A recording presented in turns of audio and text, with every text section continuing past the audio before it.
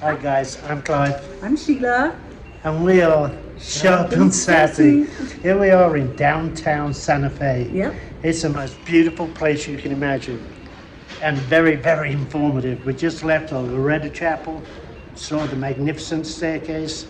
It was awe-inspiring, it really very is. was. Didn't you enjoy it? Spiritual, It very was spiritual. great. Anyway, we'll tell you more about that later. Thanks guys, bye. Thanks, bye.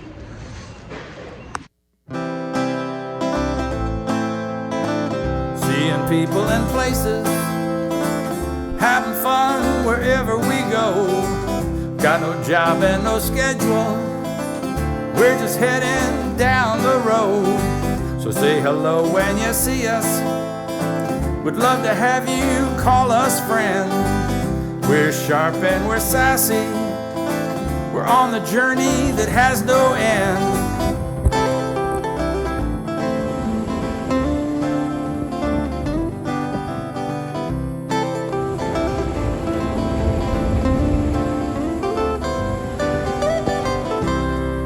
So our first stop was in Roswell, New Mexico, because it was on our way up to Santa Fe, and we wanted to see the aliens.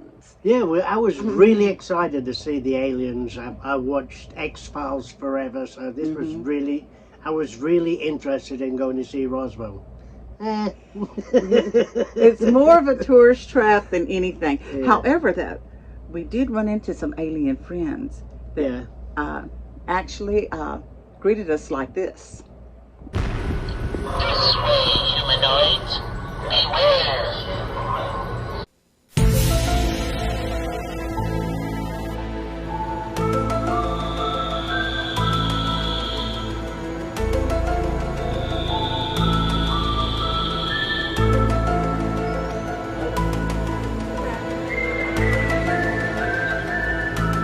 We found the alien footsteps on the sidewalk and followed them to their spaceship. Why wouldn't you? Why wouldn't you? After greeting us, after coming out of their spaceship and greeting us, then we were allowed to go into their spaceship. But only after a quick examination by one of their alien doctors. Yeah, and there was prodding. Very uncomfortable. No. Then we were able to have drinks with them at their bar. They got me out there to have a good barbecue with them. And Clive even got to sit with one, but he made the mistake of trying to steal his beer. So they threw him on the ceiling. Yeah, that wasn't right. So that means me and the alien dude had to hop on a motorcycle and head out for another beer run. It was a blast. It was fun. Then farewell to the aliens, but they did leave this important alien message. Please read below.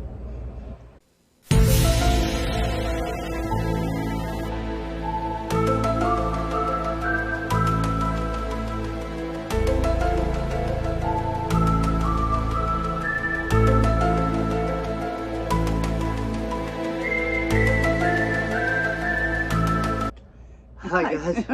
I have one thing to say about the whole Roswell thing. We had fun there, but it's great for kids. If you got kids and they want to do the whole alien thing, it's great for Museums. them. Yeah, the museums, everything was they got great. tourist everything. And that's alien. all it is. It's just tourists. Yeah, actually, the spaceship didn't even land in Roswell. It landed it like probably 20 skipped miles, over there to something. 20 miles north of it somewhere. Then they took it over to Area 51, which is over in Nevada. So the whole thing, it's worth seeing, but I think the kids would enjoy it more than the adults. yeah, probably so. So that's about it for that. So we probably won't go back there. Nothing against Roswell. But we'll go to Area 51 next. Yeah, maybe we'll see an alien there. They could be amongst us right now. Okay, then our next stop was one of the destination places we wanted to go to, and that was Santa Fe. The architecture there was absolutely beautiful. All the adobe style houses and all the crafts and everything made by the local Indian reservations there are just beautiful. It was, but the architecture stands out to me. It's just different from anything I've ever seen. All the adobe buildings, all the wood, everything was just phenomenal. It's probably my favorite place I've been so far. Santa Fe is awesome, well worth the trip. But the bucket list item was in Santa Fe, and that's what you're going to talk about. Yeah, Forever, if anybody who knows me, they'll know at some point I've mentioned a miraculous staircase in Santa Fe. It's the Loretta Chapel. I've talked about it ad nauseum. I've always wanted to go and see the Loretta Chapel, and we got the chance to do that. And next was a thing I've been waiting to see for years, since I first found out about it, and that was the magnificent staircase at the Loretta Chapel here in Santa Fe. I saw a movie on it, and it was absolutely fascinating because there's a lot of mystery behind it. How it was built, how it's even possible. Built with wood that doesn't exist in that region, not built with nails, screws, anything. It's an actual feat of engineering genius. The story goes. Yeah, my understanding of this is, from everything I'd seen and read, and I've read a lot, is that in the late 1800s, a group of nuns, I forget what the collective term is for a group of nuns, but they requested or petitioned some architects, they happened to be French, to come and build them a chapel to outreach and use as a ministry. They paid for this, the French architects came over and built this beautiful chapel. But in the process, they forgot, being French, I guess that's understandable, they forgot to put in a staircase up to the choir loft. Okay, so the nuns couldn't go up a ladder for obvious reasons, so they're left with a quandary. They had other architects and builders come in and say, well, how are we going to build a staircase up to the choir loft? Okay, the general consensus was you'd have to do a switchback staircase in there. Anybody who doesn't know that, look it up. But it would take up half of the chapel, so that wasn't really a viable option.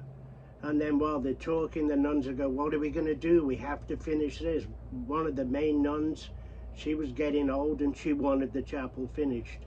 So what they did was have a 9-day novella. From what my understanding is, they pray solidly for 9 days, and asking for a miracle and asking God to help them with this staircase. On the 9th day, a man rides in out of the desert on a donkey with a bag of carpentry tools. And then says, I can build that. And the nuns are, how are you going to build it? He goes, I don't know. I can build it. And so he has a couple of requests like, I only want to work alone. I don't want anybody to watch what I'm doing. And I think it took like 6 months to build this thing, with a lot of intrigue in between. Check the movie or check the story.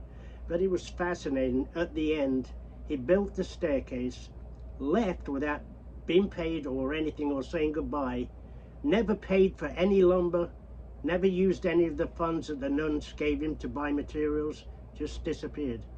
Now isn't that a story? Mm-hmm. Check it out. I love it. And this is what the curator had to say about the lumber. Wood and about everything. It just blew my mind. Sand. A world-renowned physicist came to visit us. His name is David Tomrak. Now, he's too humble. He wouldn't call himself world-renowned, but heavens, he goes around the world giving lectures to other physicists in China, Europe, North America, South Africa, all over the world. He also heads the physics department here in the United States, one of the major universities. He came here, he was so enthralled, I let him examine and measure the staircase. He got together with a physicist from South Africa, and they wrote a scientific paper that he emailed to me. Now, I read it. It was 95% calculus and physics, two subjects I've never taken, so it was way over my head. He was kind enough to explain to me in layman's terms. He said that they concluded the staircase was, quote, patterned after the natural design of a DNA strand. And therefore, that was unheard of in 1879, even 10 years ago it was unheard of. So anyway, patterned after the natural design of DNA strand, and they said, therefore, its strength does not come from the floor or the choir loft, but from the structural design itself. And somehow using calculus, I don't know how, they concluded that our staircase, despite its age, 145 years old, it would hold a 220-pound person on every single step. There are 33 steps, that's more than 3 tons. That's something we wouldn't test because we want to preserve it for posterity. But In his email to me with a link to his scientific paper, he said this, quote, being able to describe the rigidity of the staircase does not make it less miraculous. It makes it more miraculous in my mind, since the builder had to be more ingenious than all civil engineers so far. But if you look, and you mentioned the DNA strand, the double helix. Yes. That's a single helix, right? So Yes, it's yes. just really phenomenal. It really is. The weight limiting, the weight distribution. Absolutely. Like you said, it doesn't come from the ground. Or the coil, just from structural design. So, why does it stand? Nobody knows. Where does wood come from? Nobody knows. I saw that. It's a spruce, but not native to know. Didn't match up with any other like it on Earth. That's right. And I read that too, which is just. There you go. I know. I don't know if you catch what the curator was saying, but they've had experts from all around the world. I mean, experts in physics, every field you can imagine, wood experts identifying what kind of wood this was. Remember I said the wood that was built was not from that region and apparently not from anywhere on Earth. Now, there's something. So I asked him about that, and he went into great detail in that commentary. You should check it out. This thing is miraculous. There's no other word for it. He was talking about the DNA strand. If you look at the double helix, it's exactly what the staircase looks like. I mean, how? Back in that time. And when it was first built, it was built without the rails. No rails on it. It was just the swirl staircase. It's phenomenal. And what he was telling me is they had experts on stress and how much this thing could hold if it was put to the test. Obviously they're not going to do it because it's a destroyer, a work of art and a true mystery. But he said on every step, and there's 33 steps, every step could hold a 240-pound man, which would be like, I don't know, 3 tons or something. It's phenomenal. There's no central support. There's no visible means of support to hold this thing up, yet it can hold 3 tons. Not getting its strength from the ground or Not from the ground loft. or from the top, just in its construction and its design. It was amazing to see. Amazing. I will go back again. After that magnificent experience, and I use the word again because it really is magnificent, then we went around Santa Fe.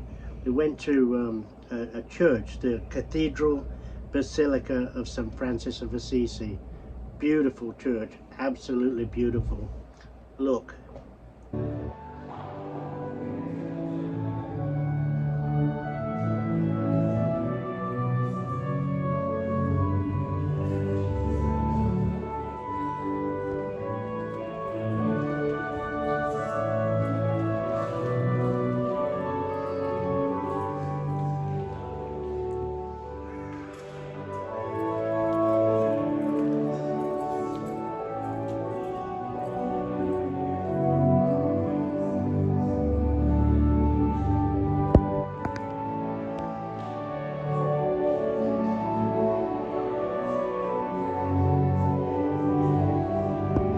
So after we left Santa Fe, we then made a short trip across Colorado where we got a little high.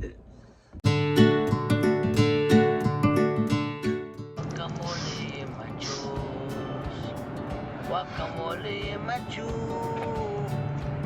No, what were you thinking? We were actually over 5,000 feet high. Okay, that's going.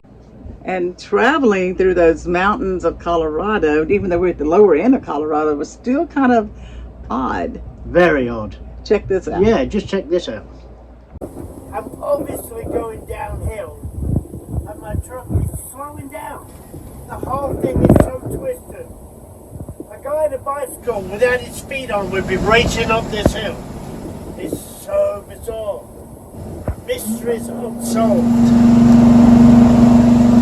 Yeah, it blew my mind. I'm like gassing the big RV to go downhill. And you can look and you're going downhill, but you're not. You're going uphill. I wish we'd made a recording of it because you did get out for a moment. I did. I got out, got a golf ball, put it downhill, and it rolled back to me.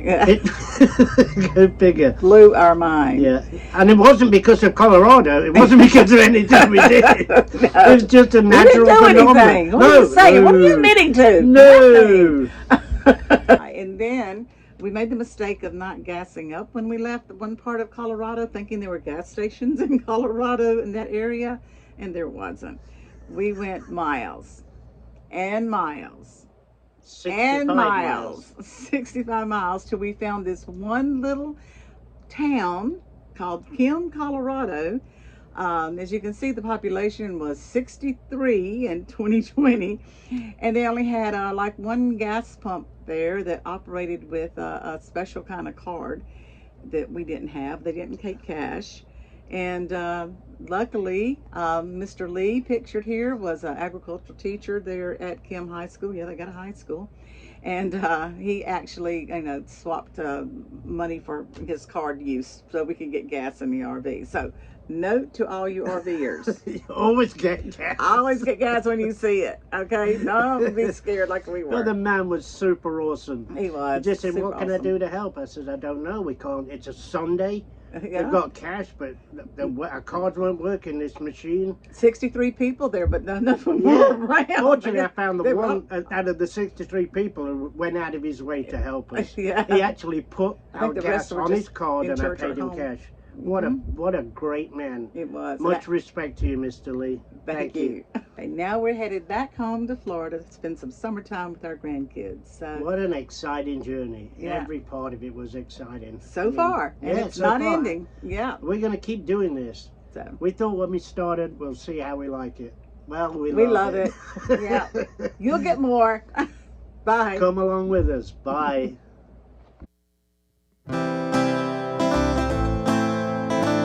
Seeing people and places, having fun wherever we go. Got no job and no schedule, we're just heading down the road. So say hello when you see us, we'd love to have you call us friend. We're sharp and we're sassy, we're on the journey that has no end.